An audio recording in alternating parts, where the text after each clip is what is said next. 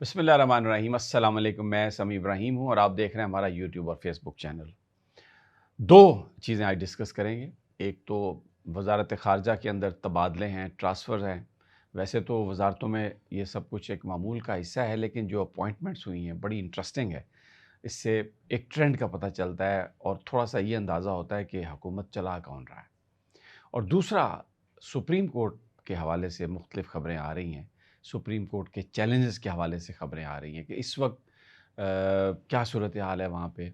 Supreme court को सबसे बड़ा चैलेंज क्या है? क्या आने वाले दिनों में सुप्रीम कोर्ट हुकूमत के ख़िलाफ़ जाएगी, हुकूमत को फिर दोबारा बेल आउट देगी, एस्टेब्लिशमेंट के ख़िलाफ़ जाएगी?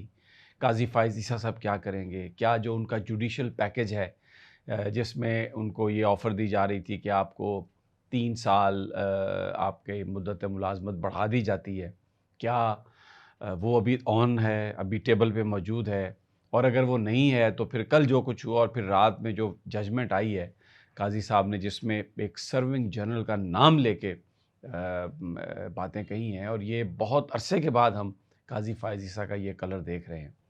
बहुत सारे लोगों का ये ख़्याल है कि अगर काज़ी फ़ाइज़ ईसा ने ये फ़ैसला कर लिया है कि उन्होंने जुडिशल पैकेज नहीं लेना और वो पहले जिस अंदाज़ में बात करते थे उसी अंदाज़ में बात करेंगे, तो फिर इस हुकूमत के लिए मुश्किल टाइम शुरू हो गया। क्योंकि इस पूरे सिस्टम की जो गारंटी थी वो तो काज़ी फ़ाइज़ ईसा साहब थे।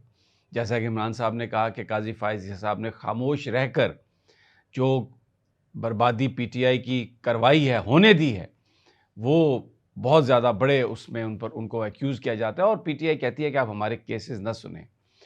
अ, लेकिन कल रात जो फिर जिस तरीके से फ़ौरी तौर पे जो वाइल्ड लाइफ़ की सरबराह जो थी, उनकी जो विथड्रॉल हुआ उसका ऑर्डर, और वो सारा जो है वज़ारत दाखिला से वापस जो है वो मौसमियाती तब्दीली में हर चीज़ चली गई। और फिर कल जो मोहसिन नकवी के ऊपर तनकीद की है वज़ारत दाखिला पर जनाब काज़ी फ़ाइज़ ईसा साहब ने, और ये कहा है कि ये एजुकेशन भी इनको दे दें, बाकी भी इनको दे दें, तो it is very interesting. Mansoor Ali Shah साहब ने भी एक फ़ैसला लिखा है जो नेशनल बैंक मुलाज़मीन की पेंशन के हवाले से था, और उसमें उन्होंने तौहीन अदालत को बताया कि एक बड़ा टूल है और इसके अलावा किसी इदारे के पास कोई चॉइस नहीं कि वो जो फाइनल फोरम है सुप्रीम कोर्ट का, जो फ़ैसला आ जाए उस पे अमल दरामद करे। Now these things are very alarming. ये हमें एक मैसेज दे रही हैं। हम ये देखते हैं कि आने वाले दिनों में चीफ जस्टिस मंसूर अली शाह साहब जो हैं, जिनके साथ अतर मिनुल्लाह हैं, जिनके साथ मुनीब अख्तर साहब हैं, जिनके साथ मलिक शहजाद साहब हैं, अकील अब्बासी साहब हैं, शाहिद वहीद साहब हैं, आयशा मलिक साहिबा हैं, और फिर याह्या अफरीदी साहब भी डेफ़िनेटली उन्हीं के साथ होंगे। तो वो सुप्रीम कोर्ट किस तरफ फ़ोकस करेगी? हमने देखा माज़ी में खोसा साहब थे, इससे पहले साकिब निसार साहब भी थे, तो फिर गुलज़ार साहब भी आए। तो जो फ़ैसले हुए, ज़्यादातर जो केसेस आए जिनमें अकाउंटेबिलिटी जिनकी की गई, वो पॉलिटिशियंस थे। अब पॉलिटिशियंस को इस पर एतराज़ भी बढ़ा कि जनाब हमारे साथ ये हुआ। लेकिन ये जो मौजूदा जो आने वाली जो रजीम है इसकी सुप्रीम कोर्ट की, अगर उसमें मंसूर अली शाह साहब जैसे 3 साल के लिए चीफ जज होंगे और उनके साथ पूरा उनके हमख्याल जजेस भी हैं, तो ऐसा लगता है कि इसका फ़ोकस जो है वो मुख्तलिफ़ इदारे हो सकते हैं। मसलन सबसे पहले जो इलेक्शन कमीशन ऑफ पाकिस्तान, और ये जो डिटेल जजमेंट आ रही है मखसूस नशिस्तों वाले केस की, इसमें बहुत सारे लोगों का ये ख़्याल है कि 8 फरवरी का इलेक्शन जो है उसकी बुनियाद भी हिलेगी। और क्योंकि अब इलेक्शन कमीशन ऑफ पाकिस्तान बिल्कुल नंगा होकर हुकूमत के साथ खड़ा हो गया और वो सुप्रीम कोर्ट के जो ऑर्डर्स हैं उनको नहीं मान रहा इलेक्शन कमीशन, तो ये भी पहली दफ़ा होगा तारीख़ में कि शायद चीफ इलेक्शन कमिश्नर और उनके मेंबरान तौहीन अदालत हो, उनके ख़िलाफ़ चार्जेस लगाए जाएँ, और फिर जब ये सारा पंडोरा बॉक्स खुलेगा तो फिर जो इलेक्शन जिस तरह से हुआ है उस पर भी चार्जेस लगेंगे। और कई जगह से आवाज़ें आती हैं कि इलेक्शन कमिश्नर पर, चीफ इलेक्शन कमिश्नर पर आर्टिकल 6 लगना चाहिए।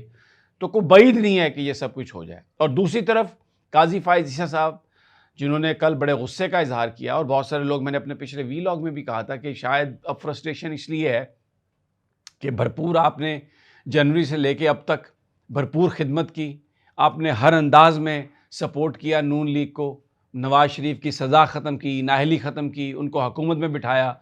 बेईमानी और करप्शन और ये सारी जो इलेक्शन कमीशन नताइज में तब्दीली, फॉर्म 47, इस पर काजी साहब ने मुंह दूसरी तरफ फेर लिया, आंखें बंद रखीं। उसके बाद भी जब उन्हें ये सूरत हाल हुई है कि वो ये सवाल करते हैं कि उनके ख़िलाफ़ जो कैंपेन है ये कौन चलवा रहा है और क्यों चलवा रहा है, तो इस पर वो खफा हैं। और दूसरा, अब 2-3 महीने रह गए हैं तो वो उनको ये भी फ़िक्र होगा कि मैं क्या लेगेसी छोड़ के जाऊँगा।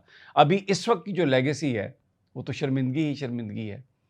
तो मैं सुन रहा था हसनात साहब को, उन्होंने एक बड़ी अच्छी मिसाल दी, शरीफुद्दीन पीरज़ादा की बात कही कि जिस चीफ़ जस्टिस के जाने में 2-3 महीने रह जाए ना, वो बहुत लीथल हो जाता है। और काज़ी फ़ाइज़ ईसा साहब का इमेज बहुत अच्छा था, लेकिन उन्होंने बर्बाद किया नून लीग की वजह से या एस्टैब्लिशमेंट की वजह से। अब अगला जो टाइम है, अगर उन्होंने अपनी कोई लेगेसी छोड़नी है और वो चाहते हैं कि उनका नाम भी ज़रा लिखा जाए तारीख़ में, तो उन्हें फ़ैसले करने होंगे। और अगर वो भी वही फ़ैसले करते हैं जिस तरह उन्होंने कल किया फ़ैसला, जिस तरह उन्होंने, मैं बता रहा हूँ कि फ़ैसलों में नाम लिखे हैं, मोहसिन नकवी को लताड़ा है और फिर फौरी तौर पर फेडरल गवर्नमेंट जो है उन्होंने अपनी चीज़ें विड्रॉ की, उनको समझ आ गई कि ये मामला ख़राब है, तो फिर सुप्रीम कोर्ट का जो इस वक्त सबसे बड़ा प्रॉब्लम है वो उनके अंदर जो क्रैक्स हैं, जो ग्रुपिंग है। पीछे भी जो 4-5 साल में जो चीफ जस्टिस मुख्तलिफ, जैसे बंदयाल साहब या दूसरे, जो कामयाब नहीं हुए फैसलों पर अमल दरामद कराने में, उसकी वजह ये थी कि सुप्रीम कोर्ट के अंदर बहुत बड़ी ग्रुपिंग थी और काजी साहब उसमें बड़े इंस्ट्रूमेंट थे। लेकिन अब अगर ये जजेस एक हो जाते हैं, अपने इंटरनल जो कॉन्फ्लिक्ट्स हैं उस पर काबू पा लेते हैं, या एक ग्रुप इस तरह से प्रिवेल करता है कि जो इख्तलाफ है उनका वो ज़्यादा मैटर नहीं करता, तो फिर सुप्रीम कोर्ट एक बहुत ही स्ट्रॉन्ग इंस्टीट्यूशन की तरह सामने आएगा और उसका जो फोकस होगा वो मुख्तलिफ इदारे हो सकते हैं, इलेक्शन कमीशन हो सकता है, इवन मैं समझता हूँ कि एस्टैब्लिशमेंट भी हो सकती है, क्योंकि कल तो काजी साहब ने भी नाम लेके तो अपनी जजमेंट में ये सब कुछ किया। तो very interesting things are unfolding. दूसरा, मैंने फॉरेन ऑफिस का कहा था, उसमें देख लें आमना बलोच फॉरेन सेक्रेटरी बन गई हैं। सीनियर नहीं थी वो, सीनियर ज़हूर अहमद जो इस वक्त स्पेन में एम्बेसडर हैं वो हैं, लेकिन लगाया गया है आमना बलोच साहबा को। वैसे बड़ी डायनामिक हैं, बड़ा वो, लेकिन बहरहाल सीनियरिटी की बुनियाद पे ये फ़ैसला नहीं हुआ। बड़ी इंटरेस्टिंग एक पोस्टिंग हुई है, general Aamir, retired general, UAE में। ये जरदारी साहब के एमएस भी थे और फिर ये कोर कमांडर भी थे शायद गुजरांवाला के, और जब आर्मी चीफ़ की तैनाती की बात हो रही थी तो इनका नाम भी आया था कि जरदारी साहब इनको बहुत ज़्यादा सपोर्ट कर रहे हैं, तो इनको यूएई में लगाया गया। तो बड़ी एक इम्पॉर्टेंट जगह है और अमूमी तौर पर अब ऐसा लग रहा है कि फ़ौज जो है वो बिल्कुल वो जगह जहाँ से, जैसे सऊदी अरब है, जैसे यूएई है, जहाँ से इन्वेस्टमेंट आनी है, तो वहाँ पर वो एसआईएफसी को देखते हुए ये पोस्टिंग्स की जा रही हैं, या ये जरदारी साहब ने अपने ताल्लुकात के हवाले से ये पोस्टिंग करवाई है। और ये जो वज़ीर-ए-आज़म हैं, सदूर हैं पाकिस्तान के सियासतदान, ये तासुर देते हैं इस तरह का, जो लोग इनके साथ रहे होते हैं फिर उनको ये अच्छी पोस्टिंग्स दिलवाते हैं ताकि और भी जो यंग ऑफिसर्स हैं या दूसरे लोग जो हैं वो ये देखें कि ये बंदा याद रखता है, अगर इसको सर्व किया जाए तो फिर वो रियासत के की सर्विस को भूल जाते हैं, फिर वो उन बंदों के लॉयल होते हैं और उसके बाद फिर उन्हें माशाल्लाह बड़ी अच्छी नौकरियां मिलती हैं, अल्हम्दुलिल्लाह, फजल रब्बी। तो ये सारा जो मामला है, तो ये एक हमें चीज़ नज़र आ रही है। और साइरस जो हैं इस वक्त, साइरस काजी, वो रिटायर हो रहे हैं 10 सितंबर को। बलोच साहबा जो हैं ये फ़्रांस जा रही हैं, ज़हरा बलोच साहबा, मुमताज़ ज़हरा बलोच साहबा, और आसम इफ्तिखार साहब जो हैं वो एडिशनल परमानेंट रिप्रेजेंटेटिव बन के उधर जा रहे हैं। तो वेरी इंटरेस्टिंग ये पोस्टिंग्स हैं। और भी बहुत सारी जो पिछले दिनों पोस्टिंग्स हुई हैं जिसमें रिटायर्ड लोगों को लगाया गया, तो ऐसा लगता है कि हर इरा पे मैं पूरी आपको एक रिपोर्ट बनाऊंगा, आपको मैं बताऊंगा कि वहाँ पर क्या हुआ, यानी किस तरीके से वहाँ पर पोस्टिंग्स हुई हैं और लोगों को निकाल के तो जो भर्तियां की गई हैं वो कौन लोग हैं। तो ये बड़ा एक इंटरेस्टिंग फिनोमेना चल रहा है। तो ये अभी तक की ताज़ा तरीन है जी। तो इंशाल्लाह फिर जल्द मुलाकात होती है अगली वीडियो में। अल्लाह ने के बाद।